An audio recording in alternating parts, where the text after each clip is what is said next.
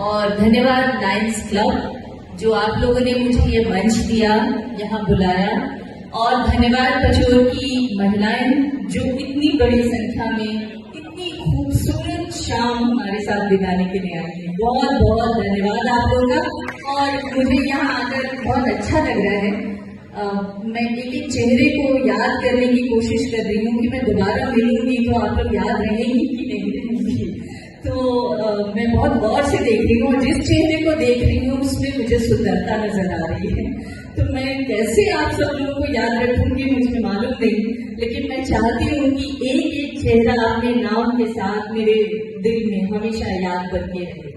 तो इस शाम को इतना खूबसूरत बनाने के लिए और हम सब लोगों को यहाँ बुलाने के लिए नीलू और आप सब लोगों का बहुत बहुत धन्यवाद। अंतर्राष्ट्रीय महिला दिवस के अवसर पर इस कार्यक्रम को आयोजित किया गया है। कहने को तो बहुत सारी बातें हैं, सैकड़ों बातें, बहुत सारे मुद्दे हैं।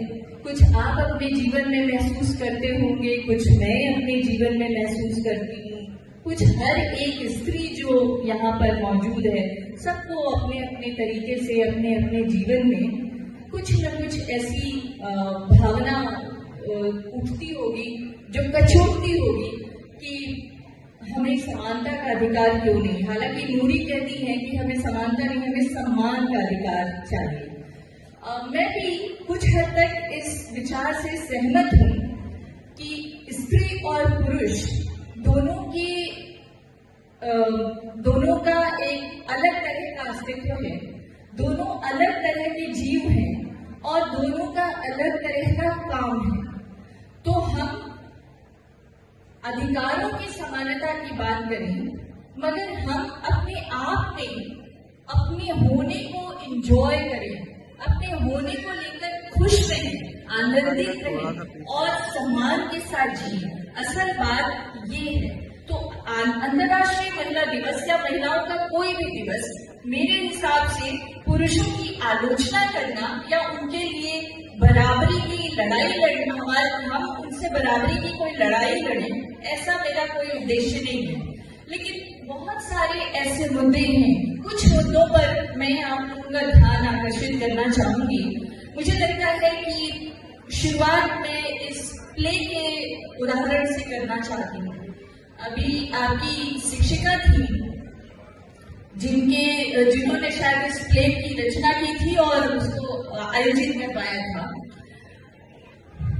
मैं उनको एक याद दिलाना चाहती हूँ। शायद आप शिक्षिका हैं तो आपने जरूर पढ़ा होगा और आपको याद रखना चाहिए कि विधवा विवाह की जो कानून है यह आज से नहीं, हमारे देश में 67 साल से लागू है। 1956 में देश में जब हिंदू कोड बिल पे बहस चल रही थी तो विधवा पुनर्विवाह का कानून पास कर दिया जा चुका है। ऐसा नहीं है कि हमारे देश में विधवा पुनर्विवाह का कानून नहीं है। इसलिए ये मांग करना मतलब मुझे समझ में नहीं आया। शायद आप लोग की एक शुरुआत की कविता मैं सुन रही थी जिसमें आप लोग कुछ ईश्वर से प्रार्थना कर रहे थे, मैं उसको नोट कर रही थी, जिसमें आप लोग आ रहे थे, हे शारदा माँ अज्ञानता से हमें तार दे माँ। मुझे लगता है कि असल में बात यह है कि हम महिलाएं बहुत अपने घर, अपने परिवार, अपनी धुरी के इर्द गिर्द इतनी व्यस्त हैं कि हम इस समाज में, इस संसार में क्या हो रहा है उसकी तरफ ध्यान नहीं दे पा रहे हैं। लेकिन सच यही है कि हमारे देश में विधवा पुनर्विवाह का कानून है और 1956 से बना हुआ ये कानून है। तो आज इसकी डिमांड करने की जरूरत नहीं है, एसर्ट करने की जरूरत है। आप एसर्ट कीजिए और अपने हक की मांग रखिए, ये तो बात समझ में आती है। यही नहीं, मैं एक बार और बताना चाहूंगी।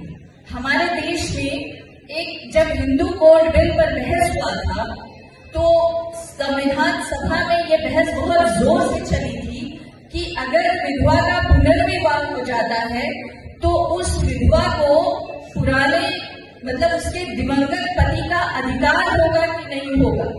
मैं आपको ये भी बताना चाहूंगी कि देश की सुप्रीम कोर्ट ने साल 2008 में एक केस का फैसला सुनाते हुए ये कहा था कि दिवंगत पति के अगर महिला सोल उसकी अधिकार रखती है, मतलब अगर कोई पुरुष अपने परिवार में अकेला संतान है और उसकी पत्नी विधवा हो जाती है और वो दोबारा विवाह करना चाहती है, तो पुरुष की पूरी संपत्ति की अधिकारी है। यानी पुनर्विवाह के बाद भी पत्नी को अपने दिवंगत पति के संपत्ति में पूरा अधिकार है। हमारे देश में कानून है, सिर्फ मुश्किल ये है कि हमें उसके बारे में पता नहीं है। तो मैं इतना कहना चाहूंगी कि जब आप लोग यहाँ पर अंतर्राष्ट्रीय महिला दिवस मनाने के लिए इकट्ठा हैं, तो छोड़िए अंतर्राष्ट्रीय, आप तो राष्ट्रीय महिला दिवस मनाइए और राष्ट्रीय में छोड़िए, प्रदेश और बच्चों की महिला दिवस मनाने की शुभारंभ कीजिए। मैं पत्रकार रही हूँ, मैं पत्रकारिता के नाते हर देश, प्रदेश और राज्यों में क्या घटनाएं हो रही हैं